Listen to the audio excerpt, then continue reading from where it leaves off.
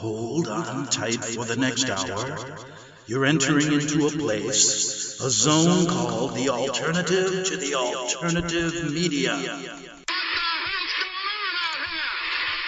It's a place, a special place where even truth seekers fear to tread. All right, people, let's move like we've got a purpose. Affirmative. Okay, thanks for coming back on the Investigative Journal. Greg Anthony here on this February 3rd, 2017 day on our calendar, and I'd like to go to my Jesuit quote of the day. And let's go to the first Jesuit general, Ignatius Loyola, back in the 1500s when the Jesuits were formed to basically counter the Protestant Reformation, ended up in a bloody mess. You know how many people were beheaded, killed for their belief in Christ and the Bible, headed by Ignatius Loyola. Now, I've looked at many of his quotes over the years, read his spiritual exercises, and you're going to find some glowing terms and some double talk, just like they do today. But I picked out two that I think really show you what he is all about. First, he said, "Go forth and set the world on fire." Another quote he said, which gets overlooked, is he said this, quote, "What seems to be white, I will believe black, if the hierarchical church so defines." Wow. So what he's saying is he's putting the church ahead of the Word of God in the Bible, which basically tells you all you need to know. And I've talked much over the years after studying the Jesuit order and the Vatican since I worked in Rome in the 1980s, and have found that they haven't changed one bit. Their main goal is to create chaos, world disorder, and a one world government, one world order. And I'm going to make a statement today that I hope doesn't come true. But how do you make sense about what's going on in the world today? Today there was another supposed terrorist attack in France at the Louvre. We have now sabers being rattled in Iran. We know what Obama did by giving them all that money and allowing them a path for nuclear weapons. We're seeing what's going on in North Korea. We have now an office of a nationalist, a populist, who basically wants to pull back everything that Obama and the previous presidents have done since 9/11. Let's just start at 9/11. Since 9/11 and this false idea of terror, this whole war of terror that we've been talking about all week, orchestrated by the Jesuits, and I've shown that. So the statement I want to make is very simple. I don't see how within the next 5 years we are not in some major war and conflict which will come to our shores, changing our life drastically. I really hope I'm wrong, but I can't make any other sense out of what's going on today. Even when you look at what's happening here in the United States, I call it reverse McCarthyism. Right. Remember, many of you don't remember back in the 50s, Joe McCarthy was starting a list.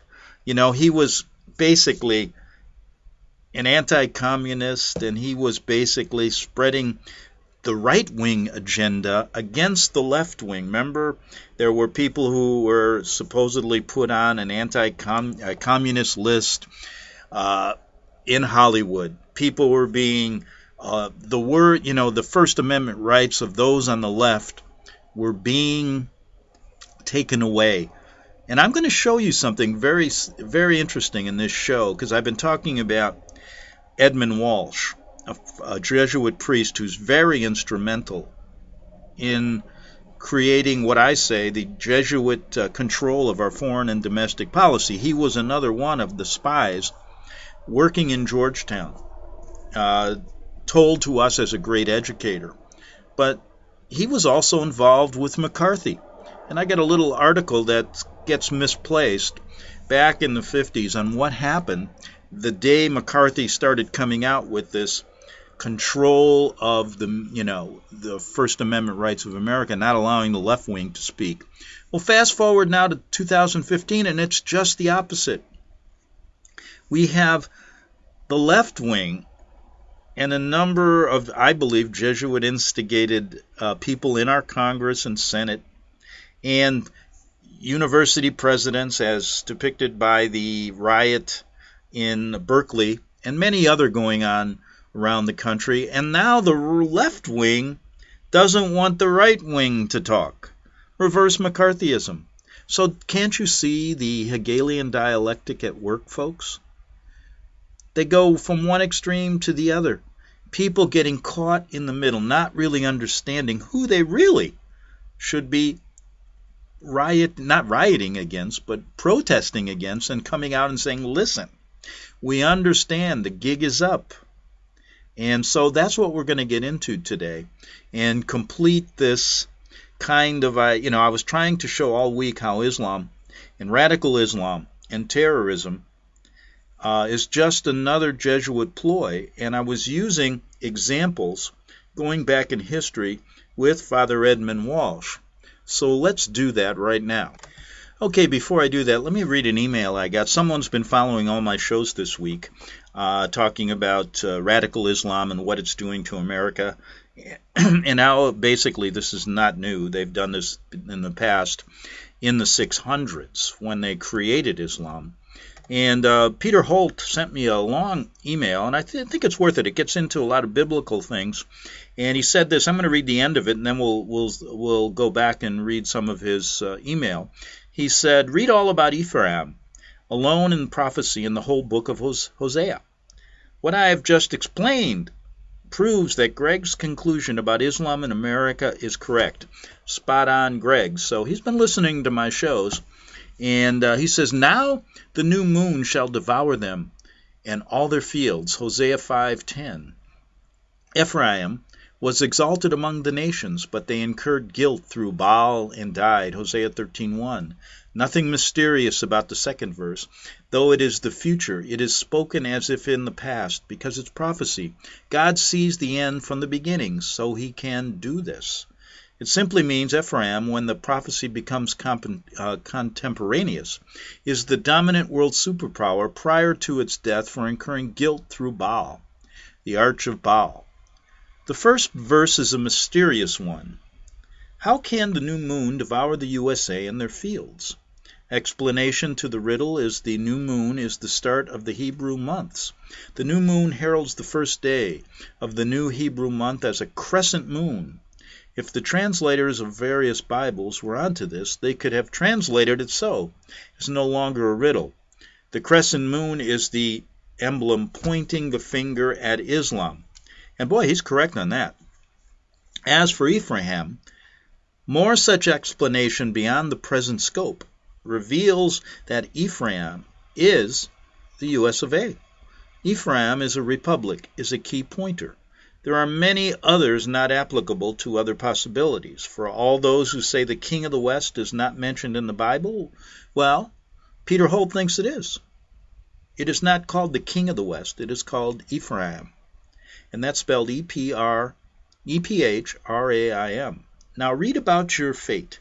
As wanderers among the nations in Hosea 9:17, that is, as refugees, for giving your country away to refugees to satisfy ratified UN covenants that infringe, and you can read about that in Deuteronomy 7:2. You also elected Obama, which infringes Deuteronomy 17:15. Obama was not an Ephraimite and not born in the U.S. I agree with him on that. There's been a lot of controversy, but I might even talk a little bit about Obama and some things before I get into the main subject today, but let's get back to his final words.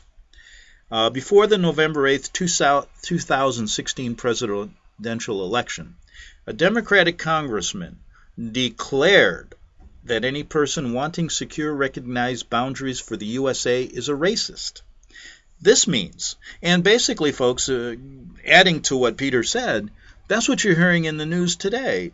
Trump puts a ban on certain countries in the Middle East who can't really vet their people coming to the United States, so he wants to put a pause, I should say, for 90 days to figure out how to vet these people. Now, people on the left are saying anybody that doesn't let people into our borders is a racist. Well, that's going on exactly today. And the Democrats want them abandoned and done away with. This is the the Congress removing your landmark, throwing away your country, says Peter Holt. Hosea 5:10 affirms that. Giving your country to alien refugees and then leaving your homeland as refugees is eye for eye punishment for folly as citizens, though your government is the culprit to blame, Hosea 9:17. Okay, so I just wanted to bring that up. And, just before I get to Father Edmund Walsh and a number of things that prove a point, people are saying, Greg, well, the Jesuits didn't help create ISIS or Al-Qaeda. And then I showed a story on Father Del Oglio. You can Google him and show he was the conduit, just like Edmund Walsh, and I'm going back in history, was the conduit with Joseph Stalin, also incited violence in Mexico and assassinations there, and also was in Iraq at a very instrumental time. Did you know the Jesuits got thrown out of Iraq? Yes, years ago. So read that. And it all makes sense if you start catching, the history of these people. And if you go through history, all the way back to those quotes I gave you with Ignatius Loyola, they've been doing the same thing since the 1500s, this group. So it isn't conspiracy theory. And every time I do these things, I get emails to the contrary. And so I have to defend my stance and say this. This is not fake news. This is not conspiracy theory. All I've ever wanted, and this goes back to my days when I was working on the same radio station as the controlled opposition Alex Jones was, how I had to defend that position even back then. And what I would say to those people that finally kicked me off the stations because they were controlled by the very people I was talking out against, or wanting at least to have this discussed, I said this, look, I don't want you to believe what I'm saying. Let's put this argument right up against yours and let people decide, but they couldn't have that. Just like today, the left is not allowing, right-wing America or conservatives to even meet in universities. Their speakers are being rioted against, and you're seeing that same reverse McCarthyism that went on back in the 50s, and it was just the opposite. So I really think that's important to bring out. But let me say this about Obama, and just to talk about something I really have mentioned before. First of all, and I'm going to say some blatant things, and then you can disagree or agree, and then check on the internet, and you're going to find stories that disprove what I'm saying, and then you're going to find stories that agree. So first of all, I don't believe Obama was born in this country. I believe he was put there for a purpose, and that was to weaken America in every aspect, its foreign policy and domestic policy. Now, whether you can look at Sheriff Joseph Arpaio, who you can see the old Justice Department in the United States came down on him hard. He is considered the anti-immigration sheriff from Arizona, and he did a complete study on Obama's birth certificate, and there's stuff on the internet that proves that he was not born here. He still believes that, and you have to look at that. Now, people will say anybody who says Obama's not born here was a conspirator, it's all conspiracy theory. Not so. Okay, so believe it or not. Now, let's go farther. Stories say Obama's gay, Michelle is a transgender. Now, who said that? One person was the famous comedian Joan Rivers. She died 33 days later after she basically said, yes, we know Michelle's a transgender and Obama's gay. Now, there's many people out there that will not deal with this. The mainstream media will not touch it, but you have to really start thinking about it in terms of, did you have a transgender in office or as the first lady and a gay man as president? Okay. I think Obama can be remembered. His major achievement after Trump gets through with him will be transgender bathrooms.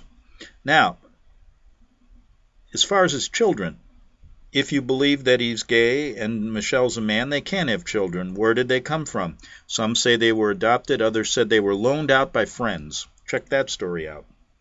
Now, Obama leaves office. You saw him on his jet, going on Air Force on the presidential helicopter with Michelle, and they said goodbye to Trump and Melania, and they got on the helicopter. And where were they going? Palm Springs for a nice sunny vacation, right? Well, during that period of time, there was like a 4 or 5 day deluge here in Southern California, and I can attest to that because I was in it. I hadn't seen that much rain here in at least 15 years.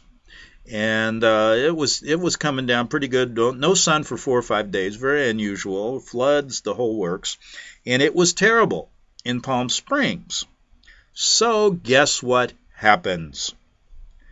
The mainstream reports that the Obamas didn't want to stay there, and they took a jet to an island in the Caribbean that's owned by Richard Branson, who owns Virgin Airlines, right, the millionaire. And the Daily Mirror and several other mainstream publications printed that story, and they showed one picture, and that was Obama with Branson walking. They didn't show Michelle. There were no pictures of them getting on some kind of airplane, anything. And guess what happens? I checked out Branson, a recent picture, and the one that they showed Obama with, and his hair was much, much longer than it is on the recent picture. So I was wondering about that. Did his hair grow really quickly? For example, the other day my hair was really long, and I went and got a haircut, and now it's 4 days later, and it's really short. And I'm telling you, I couldn't grow my hair as long as Branson's hair was in that picture in that quick a time. So that made me wonder, is that really what happened? And, just to, it's Friday, we have the weekend, so I thought I'd talk about this a little bit, as it's interesting to me, because it shows you how duplicitous these people are if these facts I just stated are true. And what else don't we know? Oh, I could tell you stories. I went back. Remember the story I told you about George Bush the First? The old man? And people wondered about him going to strange places at night. Well, I met, while I was in law school, I was working at an RV dealership, and one of the salesmen with me was the mechanic for the President Bush's, the first's, his helicopter. And he was he was a Marine, he was a great mechanic, and that was his job, to keep that helicopter running. And he said we would get strange calls once or twice a week sometimes, and the Bushes at midnight will go out, and we'd have to take the helicopter, some undisclosed location in the forest, and he'd always have a couple 6-packs of beer. I don't mind him drinking a cup, beer, but he said they'd be out there 2 or 3 hours, then come back. Now, why would this guy lie to me? He didn't know who I was, what I was doing. In fact, during that period of time, I was more concerned about going to law school. So, what don't we know about these people that run our country? But the stuff that gets out into the public as far as Obama is quite interesting. So I started to look at this and said, did that really happen? Then I ran across some people that said no. Michelle went there on her own. Let's listen to this. Okay, let me pod this up real quick. Is the phony Obama marriage officially over? Is there trouble in paradise for the Obamas? You'll remember the Obamas leave Trump's inauguration. They're leaving D.C., they're leaving the White House, they're leaving the presidency behind forever. Notice they both get into the same vehicle. It'd be pretty odd if they took separate cars leaving Washington. So they get on the chopper, Air Force One, and they fly out to Palm Springs to this beautiful house with an 8-car garage. And oddly, it's owned by two men that Obama knows very well, his Spanish ambassador and that man's boyfriend, sidekick, husband, partner, two gay men. Here they are posting selfies from Air Force One. So they're pretty cozy with Obama. Maybe a little too cozy with Obama. Because while the Obamas are staying at that gay couple's house in Palm Springs, something freaks Michelle out. And suddenly, the Obama motorcade appears, Obama looking pretty upset. The motorcade pulls into this private airstrip. Whose plane is that? Whose plane is this? Not Air Force One. It's a private jet owned by Richard Branson, billionaire, founder of Virgin Airlines. Now, who gets on the plane? The Obamas. Not quite.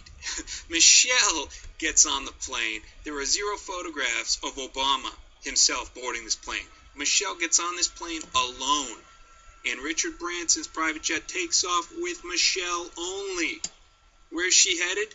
To Richard Branson's private island, Necker Island in the British Virgin Islands. So Michelle just ditched Obama, and the newspapers, the official story is she didn't like the rain. And if you know anything about Palm Springs, you wait a day, it's not raining for a while, okay? Obama, were you getting a little too frisky with your two hosts? Your two gay hosts at that house? Because now your wife slash husband slash Michelle is down here. All right? Is the phony Obama marriage, is the show over? Is the show over? Is there any reason to keep faking it? Well, time will tell. We've already shown you the Obamas may have borrowed their two daughters. The Obama daughters might be adopted or borrowed. Here you will also see the clip of Michelle Obama completely forgetting what year her own wedding happened. Michelle cannot remember what decade she married Barack Obama. She's on stage at the White House fumbling around with the microphone trying to guess what year her own wedding happened. You know what that says? That says phony marriage, fake marriage. So maybe that's why Obama's playing golf here, while Michelle, 2 days after they leave office, Michelle's already ditched Obama, and she's down in the Caribbean. Subscribe to Barry Soetoro channel. Share this segment. Okay, there you have it. You can research all this stuff yourself when you're in the same mood as I am. I'll have to be honest with you. I woke up today, it's Friday, last show. I've been covering Islam, Edmund Walsh, all these serious subjects all week, and I was looking for a diversion. You ever wake up that way? Well, I got to find something to do to get my mind off this stuff. Well, that's exactly why I did this segment, just to get my mind off of Edmund Walsh and all the things. Did you ever try, and the reason, did you ever try to get information out of Georgetown? I remember years ago, I was trying to get information on Walsh, and it's like going through, it's worse than the White House, you know. We stand by what he's a great educator. I said, well, there's stuff, why did he go to, is there any real information on why he went to Mexico, why he was with Joseph Stalin? And by the way, I don't really believe the story about Joseph Stalin. I think, was there, can you tell me, you guys know everything, you're the great educators, wasn't there, supposedly the Tsar kicked you guys out of Russia, but wasn't there still a Jesuit monastery there in Tiflis? Can you tell me that? Well, you're just going to have, and they go, well, you're just going to have to read, you can't get anything out of these people. So the point is, there's a lot about Walsh that will lead you to believe that what I tell you about Father Dioglio in Syria right now, and ISIS, and how they're creating ISIS, will give you some more circumstantial evidence to say that what we do here is not fake news, is not conspiracy theory, but is just the other side of the story that they don't want you to know. Revisionist history. Back in 3 minutes on the Investigative Journal.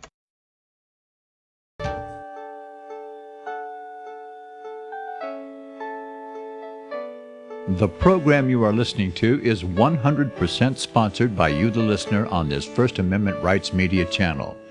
You will notice that there are few commercials on this radio network. There's a good reason for that. corporate advertising dollars come with strings that limit program content. So without your help, these programs cannot continue on internet or our several affiliates. If you benefit by the educational law programs, we ask you to give. If you are admonished or nurtured by the Bible and ministry programs, we ask you to give. If some voice a cause that you are passionate about, we ask you to give. If you believe in any of these, we ask you to support them as you would a missionary on a continual basis, as if giving a tithe for missionary radio. These programs are not commercially viable and must be supported by those faithful to the cause of truth. Look for the button to sponsor your favorite programs at our listen and schedule pages on the internet. Then, when you subscribe, we will send you the last quarterly MP3 CD of that program immediately, and continue to do so with each new quarter. We will also give you unlimited archive access to all of our programs.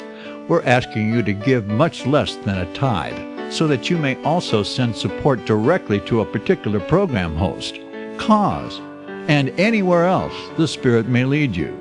Do all to the glory of our God and Creator, for His holy nation, the only kingdom that will last forever. Thank you for listening.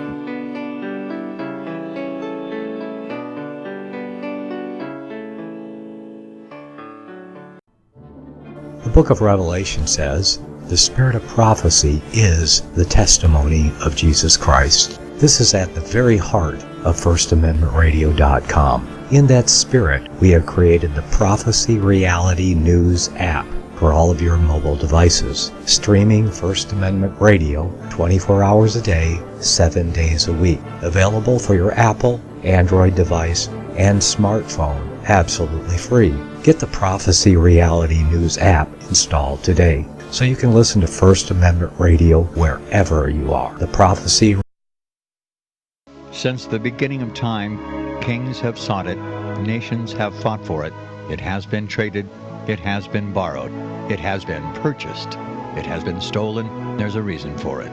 To secure the blessings of liberty to ourselves and to our posterity, invest with the security of gold and silver.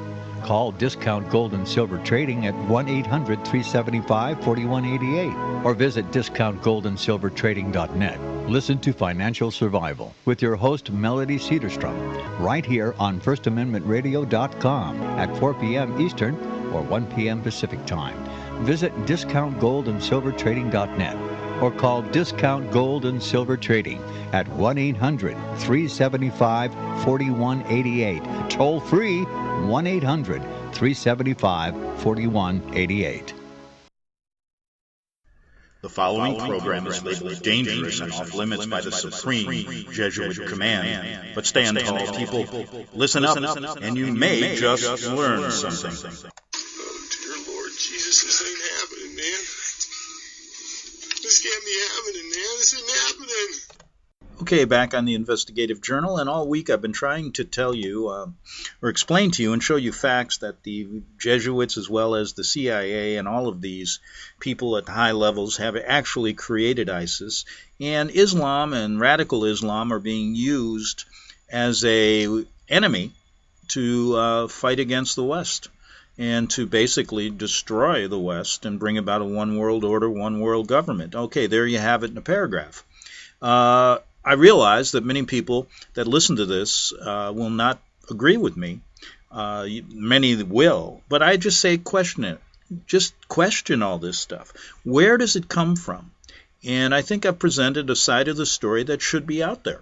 The reason it's not out there is because the powers that be really don't want this information out there. So I went back in history and looked at a guy named Edmund Walsh, a priest at Georgetown University that created the School of Foreign Service. Red flag, I thought, red flag. Let's check this guy out. And as I contacted Georgetown, I got the same old story that I got from government officials who said, yes, he was a great educator. Ike really loved him and put him on his website. He was instrumental in starting the School of Foreign Service. And I said, you know, there are a lot of great educators in the world. Why this guy? And who was he really? And so I started to question it, and I said, well, look, if the Vatican and the Jesuits are not up to their eyeballs in provoking wars in the past and now and creating general chaos worldwide, which if you start looking at facts they are, then why did Georgetown Jesuit priest Edmund Walsh really be the guy that went over to Europe, discussed things with Stalin, and really got him into power? Now, you're not going to get that in the history books.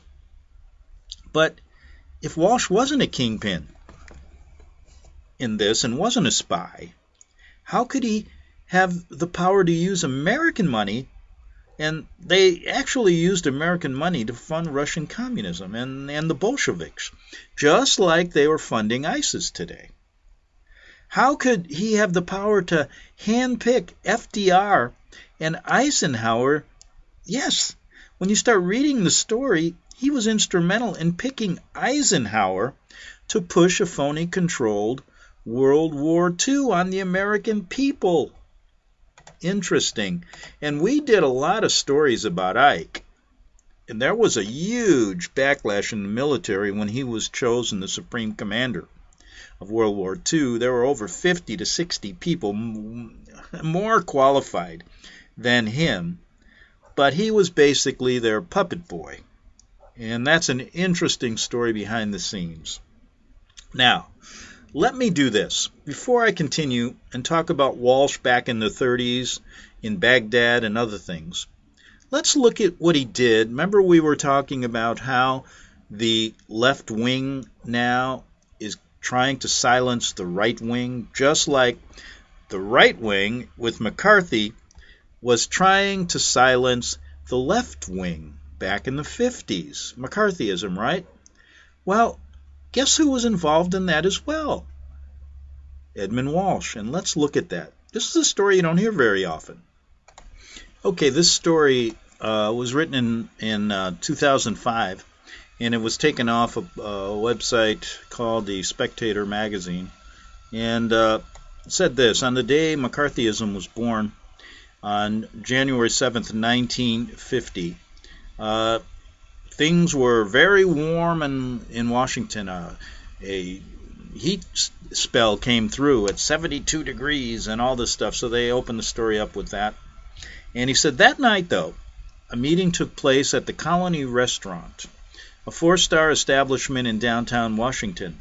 Attending were 4 men: Georgetown University politics professor Charles Krause, attorney; William A. Roberts; Father Edmund A. Walsh, a Jesuit and head of the Georgetown School of Foreign Service; and Wisconsin Senator Joseph McCarthy. Of the 4 men, of course, the most notorious is McCarthy. Since his downfall in 1954, McCarthy has gone from politician to alcoholic fiend and all-purpose man, warning against everything from illegal searches to mildly aggressive questioning. But perhaps the most important man in history on that night was Edmund Walsh, Georgetown Jesuit. Unlike McCarthy, Walsh is forgotten in history. Yes, he is. I'm trying to find out who he really was. But you know something, what it went on, Walsh's life doesn't provide the delicious story that McCarthy did. But what was Walsh doing there in the first place? That's my question. On February 9th, 1950, a little more than a month later, McCarthy made his infamous speech in Wheeling, West Virginia, announcing he had a list of names of 205 communists in the State Department. Many in the media, even the Catholic media, had no doubt that Walsh had been the spur that propelled McCarthy. Okay, you can go and read this story. I can continue.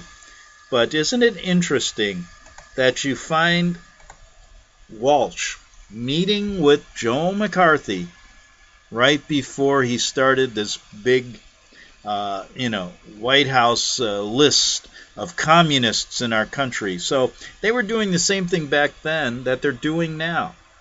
And I wonder what Jesuit priests are behind George Soros and a number of others who are now paying people to go to these riots to stop the right wing from talking.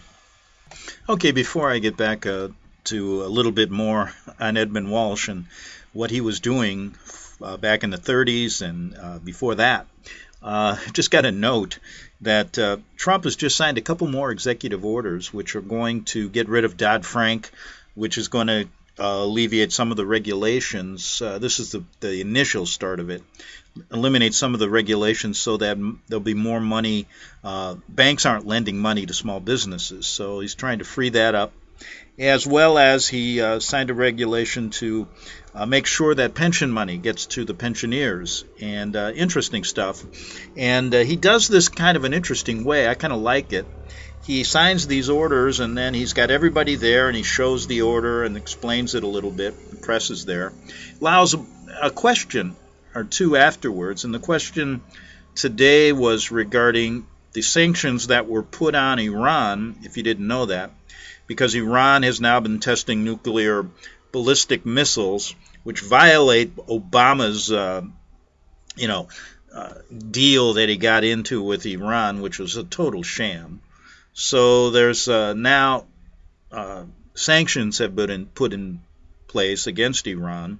And Trump was asked, can you tell us about Iran? What's going on? And basically, in his style, he looked at the camera and stated this: they're not behaving. Typical Trump. They're not behaving. Okay, so we have a new sheriff in town. But anyway, let's get back to Walsh. So here is this guy. I've tried to get information on him for years, and it really shows you the involvement of the Jesuits back during World War II and even prior to that, which should tell you they haven't stopped with the war on terror. This is another one of their concoctions. How could Walsh, the creator of the School of Foreign Service, have had the power to act as chief consultant to the Nuremberg trial judges in order to keep the Jesuits and Vatican connection to the Nazis out of the public record, as well as ensuring some prominent Nazis were never convicted? Now, I asked that question to one of the, you go through like communications people at Georgetown, and they said, well, that doesn't make sense. He was just there, not taking over the Nuremberg trials. He was just there as an emissary of the Vatican. Oh, okay. Yes. Now, I also asked if Walsh was just this harmless school teacher as depicted by the Jesuits on their website. How come he was instrumental in establishing diplomatic relations for the U.S. government in Baghdad way back in 1931? And there's a lot on that never gets told. And they said, well, no, he was there for a humanitarian mission. Yeah, okay. How come he personally assisted, then I said, how come he personally assisted Plutarco Elias Calles in the formation of the National Revolutionary Party, ensuring the security of the primacy of the Catholic Church in Mexican politics, and the party, an alliance that remains unbroken to this day? They said, no, he was just there for a humanitarian mission. Of course, all these important questions have never been answered by the U.S. leaders today or in the past, and the Vatican. Why? Because it would show beyond a reasonable doubt that two entities are working together to what? Destroy America from within. I can't see any other reason, and have been doing it for a very, very long time. How many times do we have to document what happened with the Civil War and Lincoln?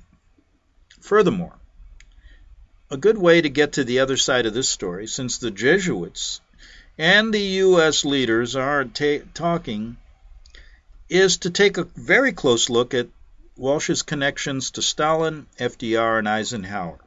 Okay? Now, the profiles that I found and some of the information I found from researchers all over the world that have been delving into this, and there are only a few, give you a whole different story. And, one that to me makes sense to bring out into the open so that people who get one side of the story can compare it to this. If they're looking, how many people on the internet are looking for who's behind the New World Order? That's there are millions and millions of people who realize something's wrong all over the world. You can just go on the internet and start checking it out yourself. But before looking at the mainstream profiles and the profiles here, it's also interesting to note the Jesuit connection to Stalin. And communism is also seen, from, and I mentioned this the other day, but you got to hear this, from Stalin's own words. In a little-known letter written to the Politburo in 1934. In the letter, Stalin wants to keep the Jesuit name out of the Bolshevik newspaper and tells the leaders to be wary and not to print an article by Engels because it refers in part to the Jesuits. So he's trying to keep their connection quiet. Here's the quote by Engels, which Stalin warns must be kept out of the Bolshevik paper. Engels states, foreign policy is unquestionably in the realm in which Tsarism is very, very strong. Russian diplomacy constitutes a new kind of Jesuit order, which is powerful enough to overcome, when necessary, even the Tsar's whims, and while spreading corruption far beyond itself, is capable of stopping corruption in its own midst. So he even says, Engels even knows the power behind the overthrow of what happened to the Tsar and basically what then followed was Stalin's genocide. All Jesuit plots. Now, I said we looked at a profile of Walsh, but let me just reiterate. There's three profiles that are interesting if you add some things that you need to understand. Edmund Walsh, Joseph Stalin, and Dwight D. Eisenhower. Now, let me see how much time I have. Well, I got about 12 minutes, so I might not be able to get through all of them, but I'll try. If not, we can always come back to it next week.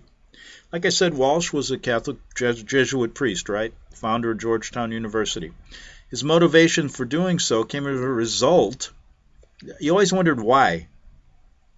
Why did he start the U.S. School of Foreign Service? Why did a priest start the School of Foreign Service, which today is the breeding ground for most of our diplomats? I thought the division between church and state here doesn't seem to be too divided, does it? But his motivation may have come from his experience at the Versailles Conference of 1919.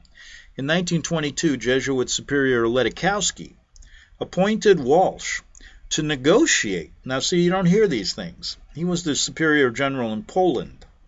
Also, you got to ask, why did Hitler invade Poland first? It's an incredible story when you look behind the scenes.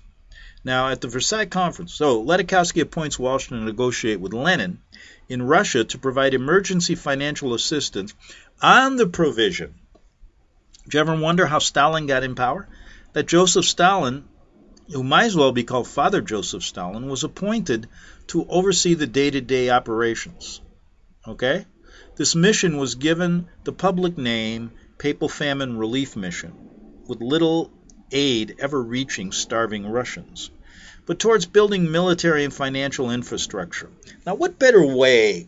The Jesuits have been doing this all over the place, South America, etc., etc. What better way to get a spy into a country than to be wearing a cloak of a Catholic priest? In the middle of the 20s, Walsh was instrumental in constant upheaval in Mexico. So this guy's got a history, having a direct hand. Now, you're not going to... I asked Georgetown about this. They don't know anything, they say. Had a hand in the assassination of several revolutionaries, including Alvaro Obregón.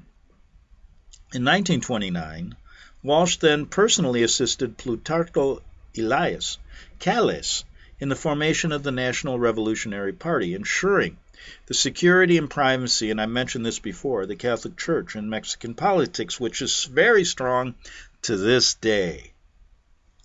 It's unbroken, this alliance, to this day in Mexico. You wonder why there's problems there. And I was talking to somebody yesterday on the street, and they said, God, and he understood a little bit about the energy capacity of Mexico. If they would ever unleash all of the natural wealth that Mexico has, it could be a beautiful country. And I said, yes. This is one reason why it isn't. Walsh and the Jesuits. In 1931, Walsh was instrumental in establishing diplomatic relations for the U.S. government in Baghdad. One of his most important and influential appointments was as consultant to the U.S. Chief of Counsel at the Nuremberg trials in 45 and 46. Now, it was Walsh, folks, who was instrumental in ensuring the heavily occult-focused symbolism and activities of the Nazis were never recorded into the official records of the trials, and many Nazis, high-level Nazis, were allowed to never were tried, right? Even though every single defendant in that case wore dozens of occult symbols on their uniforms and participated in occult ceremonies. Walsh also ensured that the key involvement of the church was stricken from the official record, with accounts of Catholic priests at concentration camps, regular meetings with cardinals, bishops, and Nazis, destroyed or suppressed, and absolutely no mention of Jesuit involvement. Walsh was ensured a number of prominent Nazis were excluded from the Nuremberg trials, and I mentioned one big one, none other than Karl Ernst Haushofer, German general, geopolitical theorist, and political architect of the Nazi political philosophy. Haushofer, more than any other German political thinker, influenced Hitler and the Nazis in their European political outlook and had numerous Jesuit and Vatican connections. So there's just a brief little rundown on Walsh. And what about a little bit on Joseph Stalin? I've done this before, but you know how quickly we all forget. Now, his name is so long, it was changed to Stalin. It means man of steel. Now, they say Stalin was an Orthodox Christian, but he was actually born to influential Catholic parents, and you can do some research on who they were. His father, Bizo, and his name is too long to pronounce, his last name, was a successful and relatively wealthy local businessman. Now, the mainstream will tell you his father was poor and a drunk. All right. However, in later biographies, he is see what I'm meaning here? He's variously described as poor, dirt poor, and a violent alcoholic. Now, whatever the real truth is, Joseph Stalin was accepted into the Catholic Capuchin-run school at Gori. Okay? Now, anybody, I've had emails sent to me, the Jesuits and the Vatican was kicked out of Russia. Not totally. He graduated in 1892, first in his class at the age of 14. He was accepted to enter the Orthodox Seminary of Tiflis, Georgia, a Jesuit institution, to be trained as a Jesuit priest. Now, people are going to say, wow, you're way off base.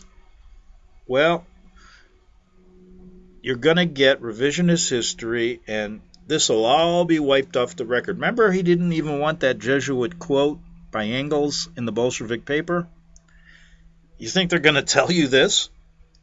So, he's educated as a Jesuit priest. In spite of contrary history written about Jesuit-run seminary, the Jesuits remained in Russia territory after the order was banned by Alexander I in 1820, maintaining control of several institutions, including the seminary at Tiflis. Stalin himself openly admitted the Jesuit control of the institution in his famous interview with Jewish journalist Emil Ludwig Cohen. Ludwig said this: "What impelled you to become an oppositionist? Was it perhaps bad treatment by your parents?" Stalin: "No. My parents were uneducated." He's following the story, right? "But they did not treat me badly by any means. But it was a different matter at the Orthodox Theological Seminary, which I was attending, in protest against the outrageous regime and the Jesuitical methods prevalent at the seminary. I was ready to become, and actually did become, a revolutionary, a believer in Marxism as a really revolutionary teaching. But do you not admit that the Jesuits have good points?" "Yes. They are systematic," says Stalin, "and persevering in working to achieve sordid ends." Now, he's admitting the Jesuit connection, but using a Jesuit tactic of talking against them. That happens here today in the United States as well. There's several people out there who say they're against the Jesuits and they have books and things written, but they actually work with them. Yes, and that's what makes it so difficult to get to the truth. Another Jesuit ploy. How much time do we have here? Oh, we got about 2 minutes, so let me not run over. We can always get back to this. And you can do a lot of this on your own. I have a couple stories written on my website. Yes, they are systematic and persevering, says Stalin about the Jesuits. Their political method is spying, prying, worming their way into people's souls and outraging their feelings. Stalin's admitting, folks, that the Jesuits are still in Russia. What can there be good in that? For instance, the spying is in the hostel. At 9 o'clock, the bell rings for morning tea. We go to the dining room, and when we return our rooms, we find that meantime a search has been made and all of our chests have been ransacked. He is admitting that he was trained by the Jesuits. Okay, and he goes on to say that. Now, Stalin's closest friend was a fellow classmate named Bedros Agrigenian, the future Cardinal Agrigenian, a powerful and ruthless Catholic cardinal who went on to control the death camps in Siberia under Stalin's rule. Okay, check that guy, Agrigenian. Pierre Cardinal Agrigenian, a student with Stalin who basically was controlling the death camps in Siberia under Stalin's rule. Boy, if you really, this is what I said a long time ago. Remember when I told you that I wanted to get all my money back from every university history class that I ever attended? Now, since I had a football scholarship, how can I get it back? Well, maybe they should just pay me for the things that maybe I should sue them for trying to destroy my mind, for mind controlling me. But anyway, this is nothing I heard when I took world history. And I studied, I took a course in Russian history. I never heard any of this. And I'm telling you, imagine what we really don't know. That's what keeps me going on this show.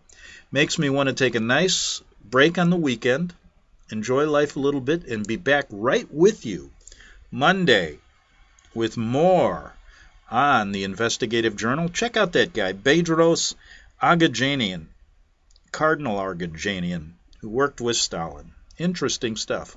Back next week. Have a good weekend. Super Bowl weekend, right? My guess is Atlanta wins by 6. Back Monday. Visit crosstheborder.org, CROSS, crosstheborder.org, to get your print, EPUB, or PDF version of the book, The Rapture Will Be Canceled. That's crosstheborder.org. I know you all want answers, and believe me, so do I, and I'll do my best to get them. Despite Nicolas Cage's promise to do his best to get left behind rapture answers for us, don't hold your breath. Not everyone believes Left Behind is true prophecy. Some may even regard as conspiratorial the mainstream re-release of the Left Behind movie with actor Nicolas Cage portraying the main character as an attempt to further reinforce in the minds of all this perception of false prophecy in order to condition the masses for the play about to begin. If you want true Bible prophecy answers, get the book, The Rapture Will Be Canceled.